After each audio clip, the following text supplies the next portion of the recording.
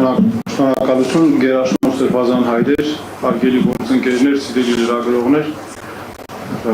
Ես ուզում եմ հատուկ շեշտադրում անել հետևյալ մի քանի հարցի վրա։ Նախ բոլորս գիտենք, որ եկեղեցին անջատ է պետությունից եւ դա արձանագրված է Հայաստանի Հանրապետության Սահմանադրության մեջ։ Երբ փորձում ենք հասկանալ ինչու է այսպես արված, ակնհայտ է, որ սա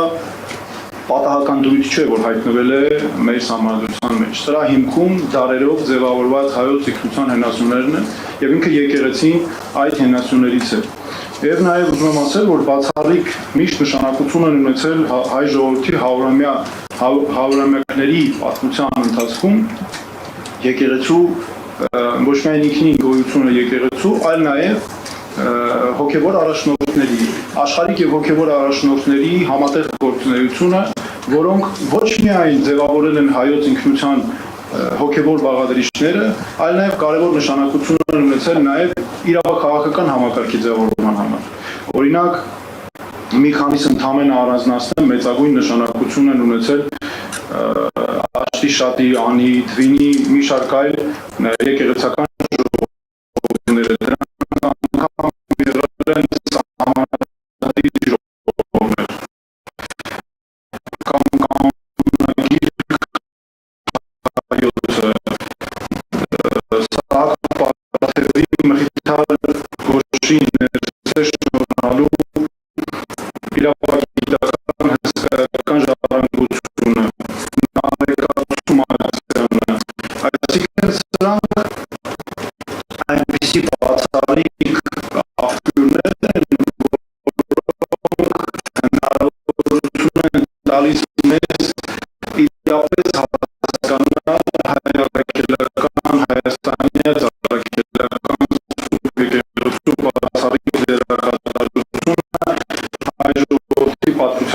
Դրա համար է նաև, որ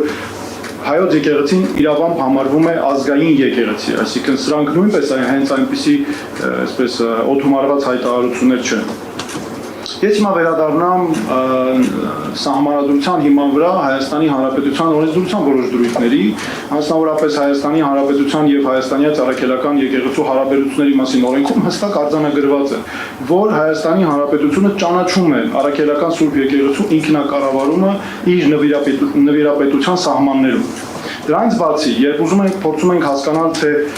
ինչ նկատի ունի օրենքը, ակնհայտ է նաև սրա բաղադրիչները, մասնավորապես խոսքը վերաբերում է Հայ առաքելական Սուրբ եկեղեցուն որպես ազգային եկեղեցի, Մայրաթոր Սուրբ Էջմիածին կենտրոնով, Մեծիտան Կիլիկիո կաթողիկոսության, Երուսաղեմի եւ Կոստանդնուպոլսի հայոց պատրիարքությունների նվիրապետական հատորներով եւ նրա բացառիկ առաքելությունը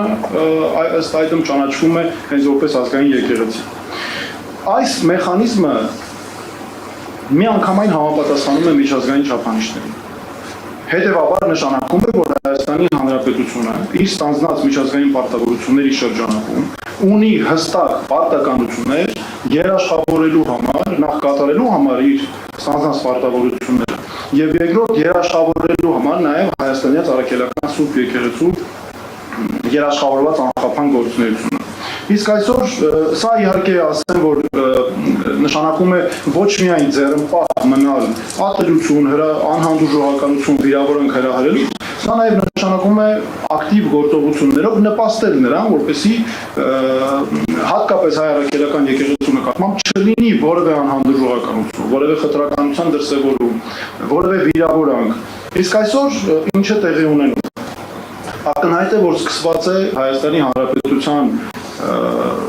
վարչապետի կարգավիճակի բացահայտ չարաշահումով գործող Նիկոլ Փաշինյանի նախաձեռնած արշավ, որը կրում է համակարգված բնույթ հստակ դերապաշխումով իշխանության ներսում կոնկրետ պաշտոնյաների միջոցով, ինչպես նաև նրանց հրահրող առանձին անձանց միջոցով։ Նախ ուզում եմ տարբեր անձանց միջոցով։ Նախ ուզում եմ ասել, որ սա նոր չի սկսված սա։ Ես շատ լավ հիշում եմ նաև իմ նախկին կարգավիճակի ներումով, ինչպես էր սկսվում այս արշավը, մասնավորապես ամենահայոց կաթողիկոսի նկատմամբ ոտնձգություններով, Վեհարանի նկատմամբ ոտնձգություններով,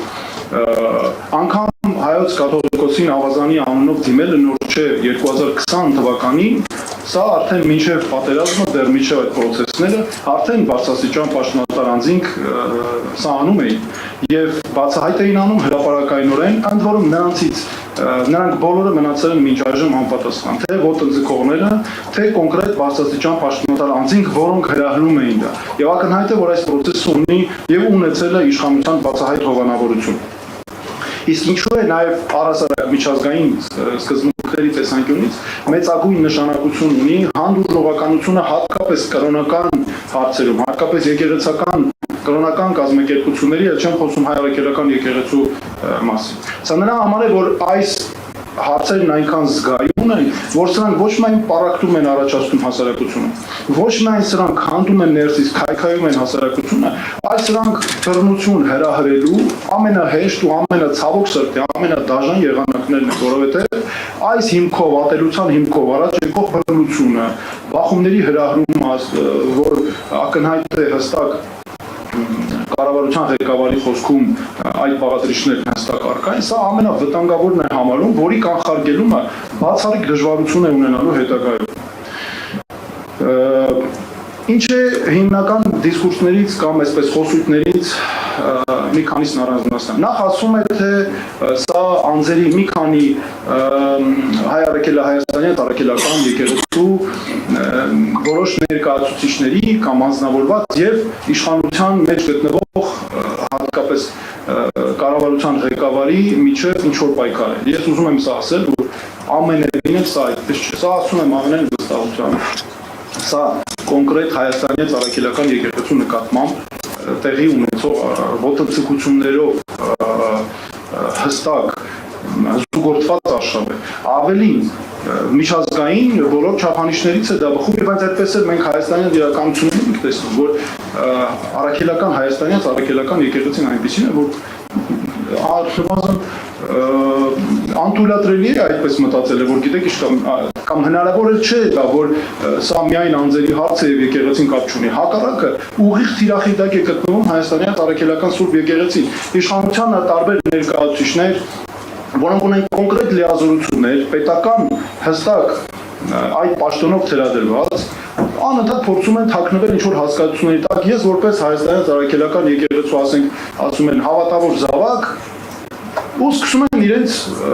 ապօրինի բացահայտ գործունեությունը։ Սա ընդհանրապես ծածկվելու այդ անօրինականությունների տակ ծածկվելու փորձ են անում։ Շարժի չեն անում, որ նրանք պաշտոնյաներ են, նրանք ունեն կոնկրետ լիազորություններ, նրանք հենց այնպես, եթե դա լիներ մինչև 2018 թվականը, հլը առանձին մարդիկ պատգամավորներ եկելի սահմանափակի, բայց կարող են ինչ ուզես խոսել, հիմա էլ են ինչ ուզես ասես խոսում են, բայց հաշվի չեն առնում, որ դրանք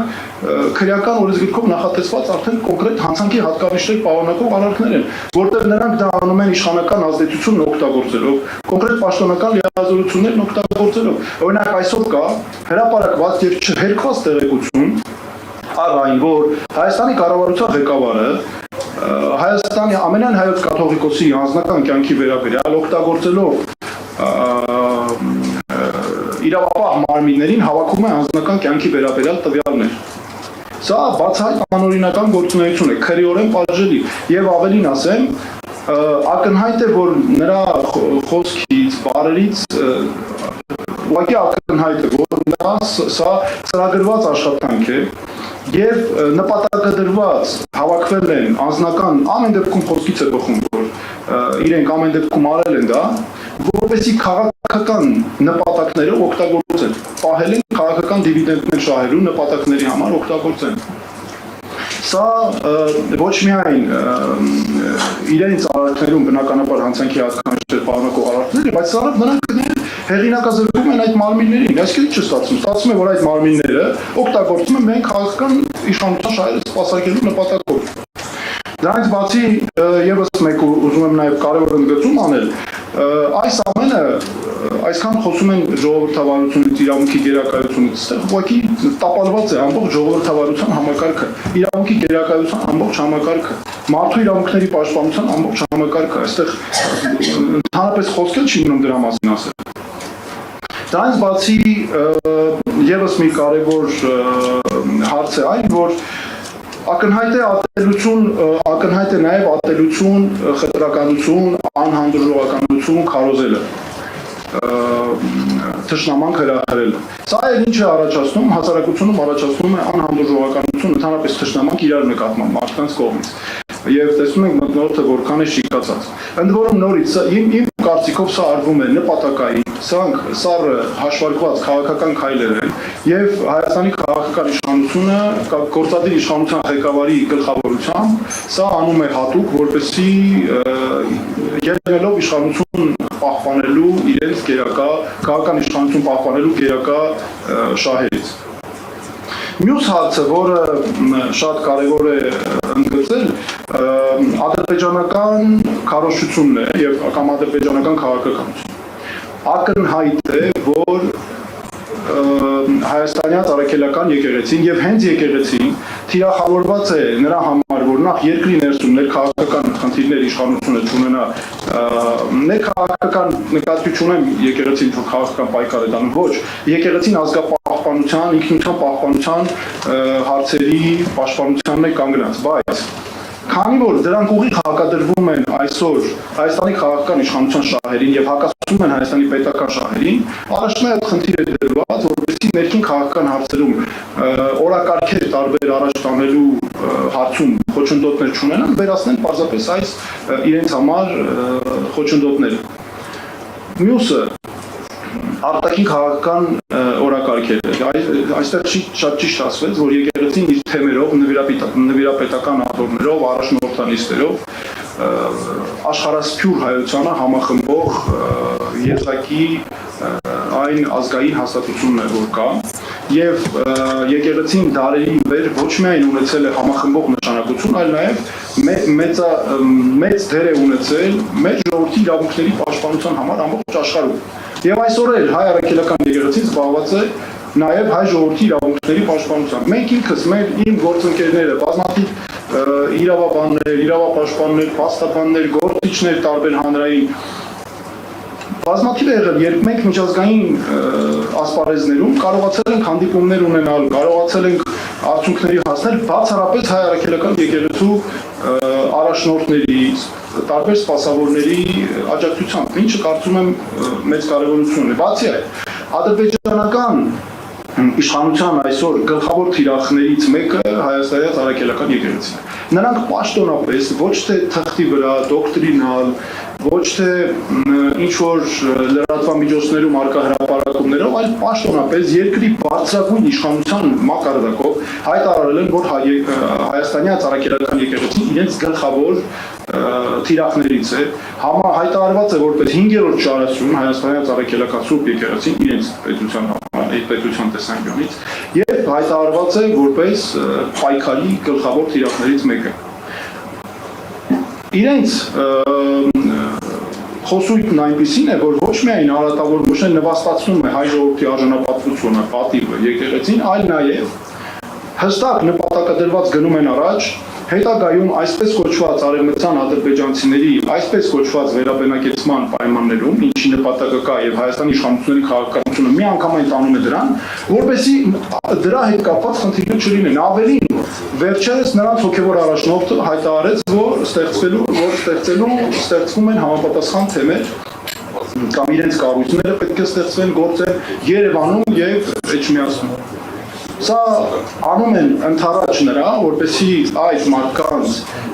այսպես կոչված բնակեցման կամ վերաբնակեցման արդյունքում ունենան նաև հոգևոր այսպես ինչ-որ իրավունքներ, բայց ակնհայտ է, չէ, որ այդ մարդիկ լինելու են հատուկ կազմակերպված քրեակատավական հիմնարկներից ազատված անձինք, հատուկ ծառայությունների գործակալներ եւ այլն, որոնք հրաժարվում են միայն թշնամանք ու բռնություններ։ Այսինքն այս իմ կարծիքով եկեղեցու Հայաստանի ծառայքելական եկեղեցու նկատմամբ այս աշխարհը կեղծ օրակարգ է ընդամենը եւ այդ կեղծ օրակարգը նրա համար է ստեղծված, որպեսզի ուշադրությունը նաեւ շեղել այն կարևորագույն մեր ինքնությանը սպառնացող այն կարևորագույն մարտահրավերներից, որոնք այսօր կան եւ թողած անվտանգության այնպիսի հիմնահարցեր, ինչպիսին Հայաստանի սահմանների օկուպացիաները, Այնպիսի հարցեր, ինչպիսին Հայաստանի բնակիչների, սահմանային բնակիչների կյանքը ուղղակի աղետի վերածված է ուղղակի Հայաստանի սահմանային բնակավայրերում, որոնց անմիջական հարևանությամբ ներխուժած են եւ գտնվում են ադրբեջանական զինծառայողները։ Չգիտեմ, տարբեր այլ հարցեր, աշխարհակահաղական խնդիրներ, որոնք ուղիղ սպառնում են Հայաստանի անվտանգությանը, այսօր Հայաստանի իշխանությունը զբաղված է կեղծ օրակարգեր ստեղծելով եւ թիրախավորելով հայ եկեղեցին, որտեղ լուծում են նեղ քաղաքական ու նաեւ անձնական նպատակներ։ Շնորհակալություն։ Շնորհակալություն, պարոն Տաթյան։